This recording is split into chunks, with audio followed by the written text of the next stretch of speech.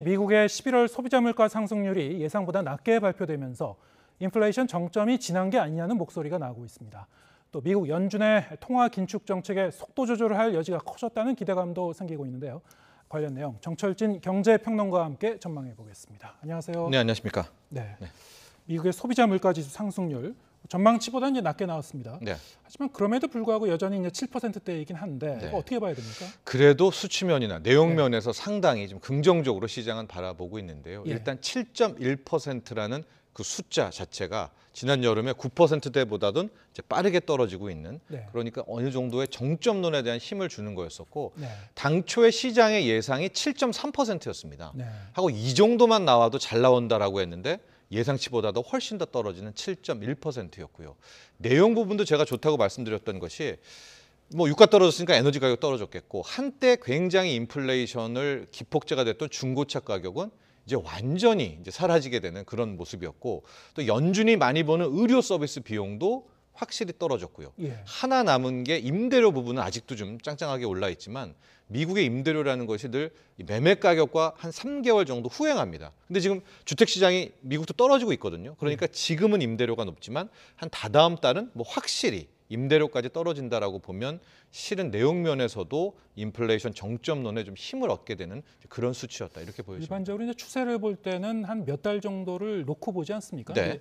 2달 정도로도 어느 정도 뭐 그런 조짐이다 이렇게 해석할 수 있다는 건가요? 그렇죠. 9월 대비로 보통 6월 대비로 많이 보죠. 네. 그러니까 6월이 9%로서 그때가 정점이 아니었는가. 예. 그리고 10월, 11월까지 오른 흐름들에 있어서의 어떤 떨어지는 이런 모습에 좀 초점을 많이 맞추고 있고, 네. 또 하나가 기대 인플레이션이라는 게 굉장히 중요합니다. 연준도 이 기대 인플레이션을 많이 주목을 하는데요. 이것은 현재 경제 참여자들이 향후 1년 후에 물가를 예측하는 건데, 네. 이번에 발표된 기대 인플레이션뿐 또 지난주에 발표된 미시간 기대 인플레이션 모두 이제 확연히 떨어지는 그런 모습들이 나왔거든요. 예. 그렇다면 추세적으로는 이제 상당 부분 물가를 떨어지는 쪽에 뭐 경제라든가 시장 참여자들도 인식하고 있지 않느냐. 네. 지금 이런 점이었습니다. 네. 그렇습니다. 심리적으로 보더라도 물가가 앞으로 좀 더 떨어질 것이다. 이런 그렇습니다. 측면이 좀 더 이제 강해지고 있다. 그러면 이제 미국 연준의 기준금리 내일 새벽에 이제 새롭게 기준금리가 발표될 예정입니다만 네. 어떤 영향을 줄 것인가? 네. 네, 자이언트 스텝보다는 이제 빅 스텝에 더 이제 무게가 실려지는 건가요? 그렇습니다. 예. 이제 지난주죠. 2주 전에 브루킹스 연구소에서 제롬 파월 연준 의장이 예. 속도 조절에 대한 이야기를 정확히 워딩을 했고요. 빠르면 12월부터 가능하다.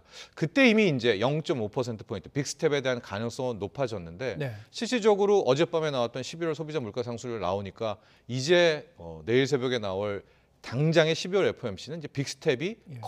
거의 이제 확실시되는, 그래서 올해 미국의 기준금리는 4.5%로 일단 마감이 될 가능성이 매우 예. 높아졌습니다. 올리긴 올리는데 기준금리를 네. 이전처럼 0.75%포인트 정도까지는 아니고 아니다. 조금 속도 조절을 하긴 할 것이다. 네.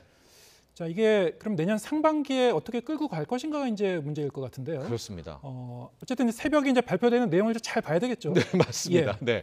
두 가지가 관전 포인트예요. 한 네. 3시에서 4시 사이가 될 것 같은데요. 네. 일단은 이제 제롬 파월 연준 의장의 성명서와 제롬 파월 연준 의장의 기자 관련한 이제 기자회견 내용, 예. 그리고 10여 명의 연준 위원들이 이제 내년도의 금리 수준에 대해서 전망을 합니다. 그거를 네. 말로 안 하고 이제 점을 찍죠. 찍는 예. 이 점도표 내용, 네. 두 가지가 핵심이라고 볼 수가 있을 텐데요.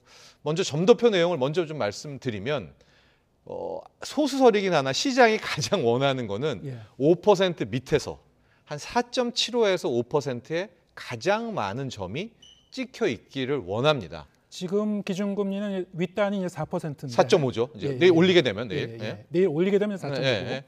그러니까 올려봤자 네. 뭐 0.25 두 번이든 예. 뭐 요 정도라면은 상당 부분 시장은 힘을 얻게 텐데, 네. 이건 이제 그야말로 소수설이고, 현재 이제 시장은 한 5.25, 네. 5.25에서 5.5 뭐 이 정도의 가장 많이 점이 찍힐 것으로 바라보고 있는데요. 어쨌든 점도표에 나왔던 향후의 금리 전망을 주목하셔야 되고, 예. 그리고 중요한 게 이제 제롬 파월 연준 의장의 코멘트, 예. 기자회견의 답변인데요.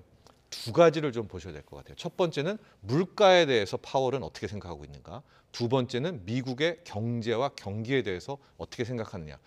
우리가 원하는 거 먼저 말씀을 드리면, 현재 그동안의 긴축을 통해서 물가가 인플레이션이 잘 통제되고 있고, 지금 미국 경제가 뭐 경기 침체하지만 경기 침체에 빠질 가능성은 낮다.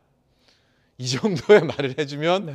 아마 시장은 어마어마한 환호를 하겠습니다. 예. 그러나 저는 개인적으로 둘 중에 하나 정도만 이야기를 해줘도 좋다. 즉, 인플레이션이 그동안의 긴축 정책을 통해서 상당 부분 제어, 통제하에 와 있다. 이 정도의 뉘앙스만 이야기해줘도 네. 저는 상당 부분 시장은 환호할 것 같은데요. 저는 그럼 비둘기야 매야? 라고 물어본다면 저는 이번 12월 FOMC는 제롬 파월 연준장의 비둘기의 파월로 보고 있어서 저는 일단은 좀 우리가 원하는 이야기들을 해주지 않을까. 물론 반대 의견도 많습니다. 예. 반대 의견은 뭐냐?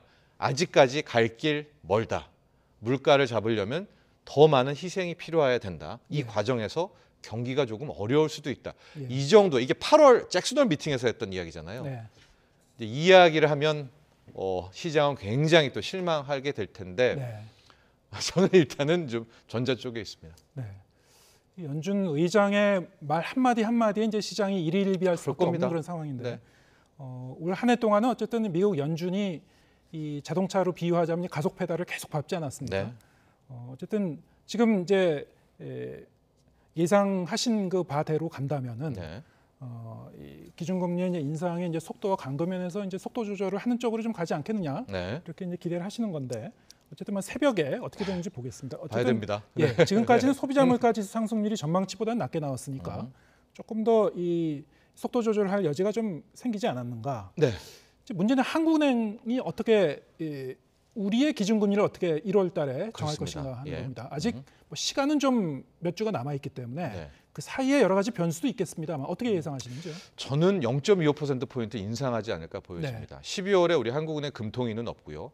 1월에 미국은 FOMC 회의가 없습니다. 네. 대신 우리는 1월에 한국은행 금통위가 있는데요.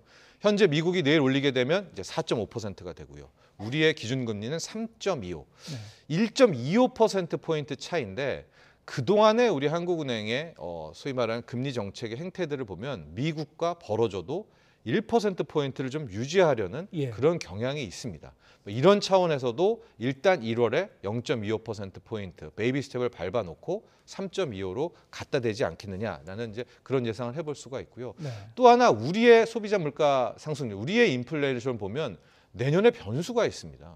바로 공공요금입니다. 즉 우리는 실은 뭐 올해 많이 튀었다, 설렁탕 가격도 올랐다, 뭐 다 올랐다고 하지만 억지로 공공요금을 좀 눌러놓은 부분이 있습니다. 물론 가스요금 3번 올리지 않았느냐, 전기요금 올리지 않았느냐. 근데 이게 실제 올려야 되는 것보다도 덜 올린 상태거든요. 네. 이 부분의 현실화가 어쨌든 내년 상반기에 있다라는 걸 각오한다면 예. 우리의 물가는 조금 더 오를 가능성이 있지 않겠습니까? 그런 네. 걸 대비해서 저는 한국은행이 일단은 0.25%포인트 정도는 1월에 올려놓고 시작해야 예. 된다고 봅니다. 공공요금은 이제 사실 물가에 굉장히 큰 변수인데 그럼요. 앞으로 이제 또 올릴 일만 남았다는 거죠. 네, 공공요금. 그렇습니다. 지금 보면은 올해도 이제 우리가 국내에서 물가가 많이 올랐습니다만 네.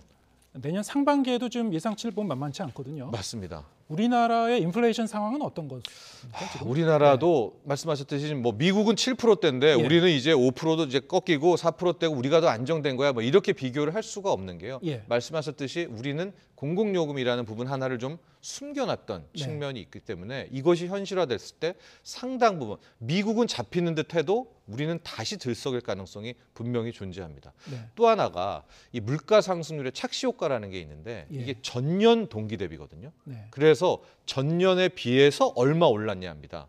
근데 미국 같은 경우에는 올 1월부터 튀어 올랐어요. 7%로. 그러니까 내년 1월이 되면 올해 1월이 이미 많이 올랐기 때문에 미국은 내년 1월에는 상당 부분 물가가 잡히는 것처럼 보입니다. 근데 이거는 절대 물가가 떨어진 건 아니죠. 예. 높은 상황에서 상승률이 떨어진 거니까 고물가 시대는 유지됩니다. 근데 우리 같은 경우에는 올 4월부터 튀어 올랐거든요. 네. 그러니까 내년 1월, 2월, 3월에서는 상당 부분 물가 상승률이 훨씬 더 높게 나올 가능성이 있기 때문에 예.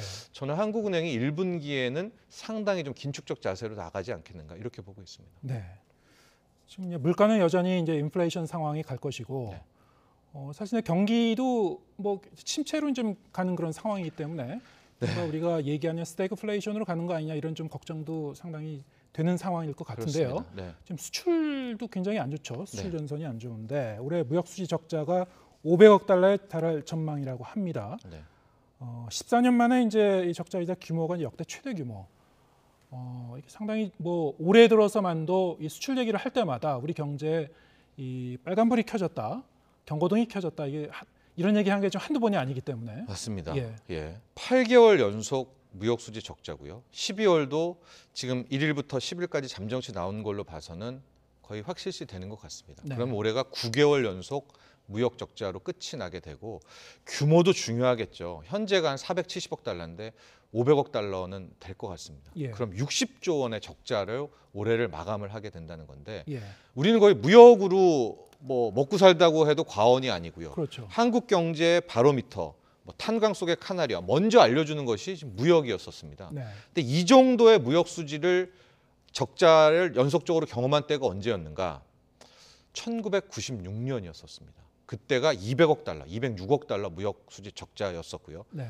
그리고 나서 97년에 뭐 우리가 다 아는 IMF 외환 위기가 찾아오게 됐었죠. 예. 그러니까 항상 우리 한국 경제는 무역 나빠지고 조금 있다가 큰 위기가 오고 이런 것 때문에 지금 이제 무역 수지 적자에 대해서 정말 우리 계속해서 이야기하고 있는 거 아니겠습니까? 예. 그런 차원이 되고 있는 문제는 거죠. 이게 일시적인 상황인지 네. 아니면 구조적이고 만성적인 그런 문제가 있는 건지 이게 이제 관건일 것 같은데요. 네.